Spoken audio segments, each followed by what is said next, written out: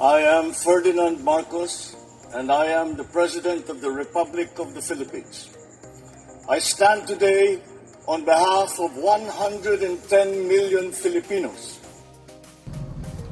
Hi everyone, hello universe, it's me again guys. Ayan, shoutout sa inyo mga kababayan. January 5, 2026 today. Ayan, nakikita nyo dito ang Pangulo. Very confident, diba? Sa kanyang ginagawa, sa kanyang leadership. So, ibig sabihin, malinis ang kanyang pagkatao. Sa totoo lang. Lagi po na nakikita sa screen, ang Pangulo, masigla, matikas, very fresh, with a huge smile. Naks naman. Totoo naman yun, guys. Di ba? Ganun talaga pag malinis ang buong pagkatao mo.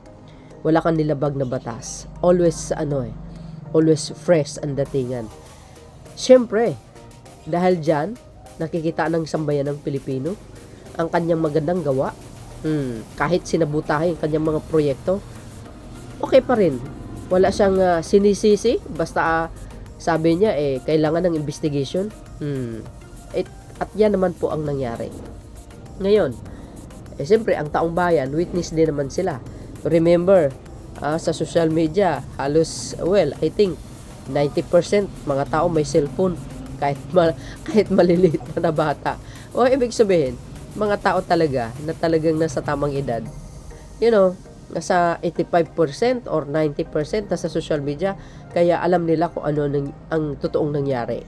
So, dahil dyan, mga kababayan, tumaas ang approval ratings ng Pangulo. O, diba? Kayo naman, mga bes, obvious naman siguro. Tulad nung iba dyan, mataas ang ratings, wala naman ginawa. Kundi, strolling around the world, diba? Stroll lang. Hay sa buhay. No achievement. Nagsisweldo ka lang. Diba? Ang ganda. Pero si PBBM, tuloy, nagkasakit ang Pangulo. Paano? Everyday. Makikita mo na lang, nandun na naman sa ibang region. Mag-inaugurasyon. Mag-inaugurasyon sa mga proyekto niya. Tapos, i-inspect niya yung mga ibang projects niya. Ay, sus, nako. Yan, si Pangulong Marcos Jr. Sabi po dito ng Politico. Basahin po natin. Shout out sa inyo, guys. Sabi dito sa Politico, approval endorsed, Marcos still has support of most Filipinos. House leader, obvious naman. Even sa, diba, yung survey ng OctoArts, tumaas ang ratings, trust ratings ng Pangulo. M goes.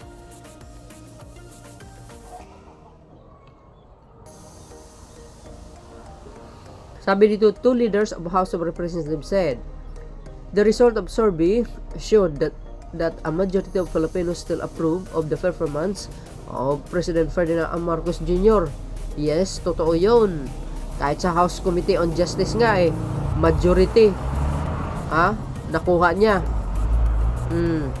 Yung mga anti-Marcos, kulilat. House Deputy Speaker and La Union Representative Paulo Ortega said, si Okta nga, said, the Octar 2025 fourth quarter survey showed that 51% of Filipinos approved that performance of Marcos, down from 54% in the third quarter. Agay. Diba? Ganun Okay lang yun. Basta ang importante, ang Pangulo nagtatrabaho. Actually, ang survey, lang naman yan Kumbaga, parang ipinakita lang na okay, ang daloy ng, ang pagsusuporta ng mamayang Pilipino sa ating pamahalaan. The survey is clear. Trust ratings can move, but approval reflects performance. And on performance, the President continues to have the support of majority of Filipinos, Ortega said. Oo naman, diba guys? Tama naman yun. Ang importante yung kawanggawa, yung ginagawa mo everyday na nakasubaybay ang majority ng Filipinos na nakikita ka sa iba't ibang lugar. Napaka big deal yun guys. Malaking impact yun sa mamayang Pilipino na nakikita nila itong Pangulo na ito, the best. Walang pahinga. Hanggang nagkasakit. Tapos nung nagkasakit, nag-viral ka agad. Ang mga salot. Sabi nila doon sa kanilang mga post, not fit to work na, kailangan ng palitan na, mga siraulo. Kayo na sanang mauna sa sementeryo, 'di ba? Sabi po dito, tuloy, Ortega said, the majority approval speaks to governing legitimacy. 'Di ba? Marcos trust rating also declined to 48% from 57% in the previous quarter. See? Sabi po tuloy, the lawmakers noted the trust ratings tend to be more sensitive to short-term concerns while approval captures how the public judges day-to-day. The leadership and results. Trust can fluctuate. Fluctuate depending on the moment, but approval endures then when people see the government's working, Ortega said. The October service showed that the Filipino continue to give the president a passing mark on performance. Ortega said, the president is focused on governance, on addressing the daily concerns of Filipinos and pushing reforms forward. Surveys are snapshots, but the work of governments continues. Ortega added, performance rating stays above 50%, trust fluctuate, but approval endures.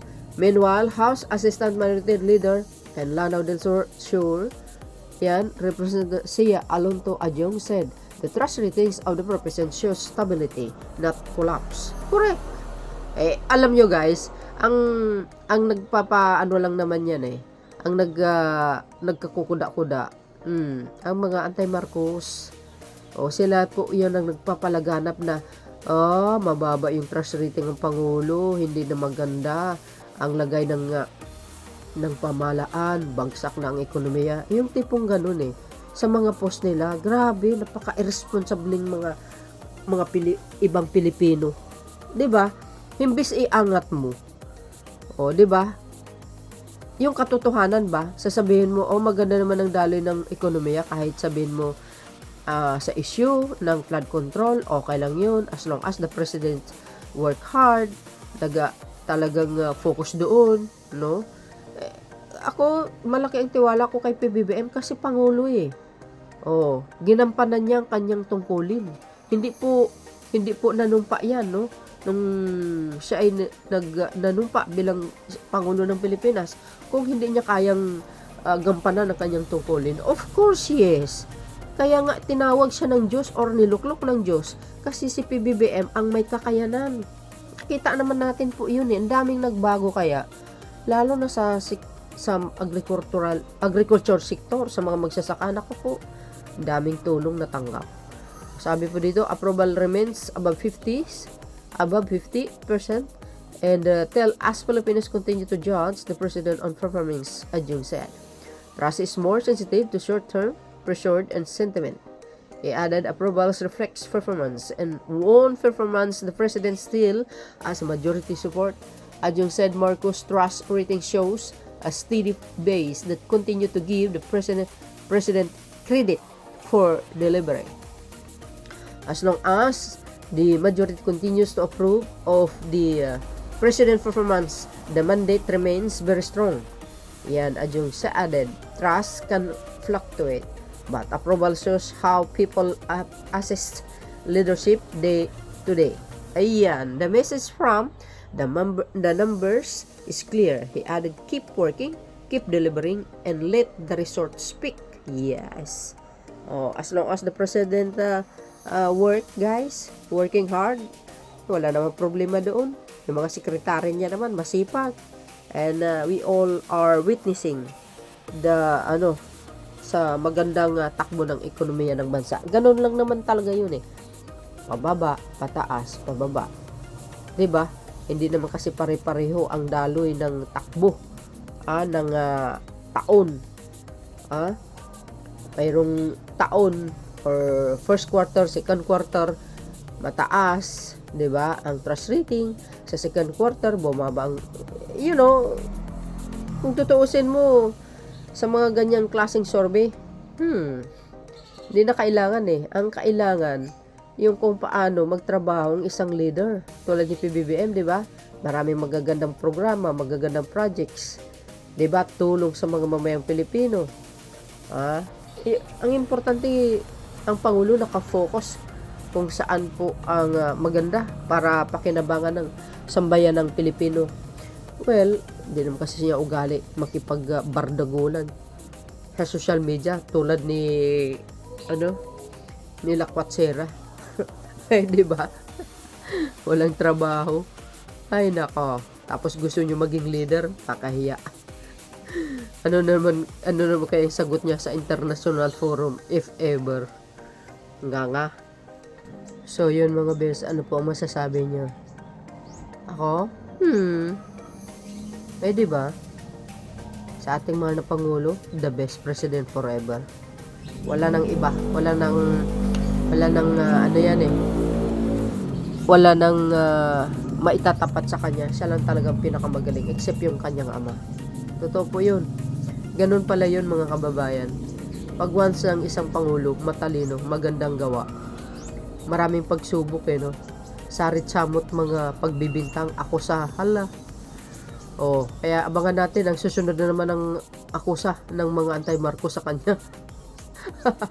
Ganun lang talaga yun, guys. So, ayan. Aking pinaka-latest updates. Thank you guys for watching. Don't forget to like, hit the button bell, and follow me. Para lagi kayong updates pag pinukpok nyo yung bells. Thank you guys. There's more. Bye and babush. God bless Philippines. Bye everyone.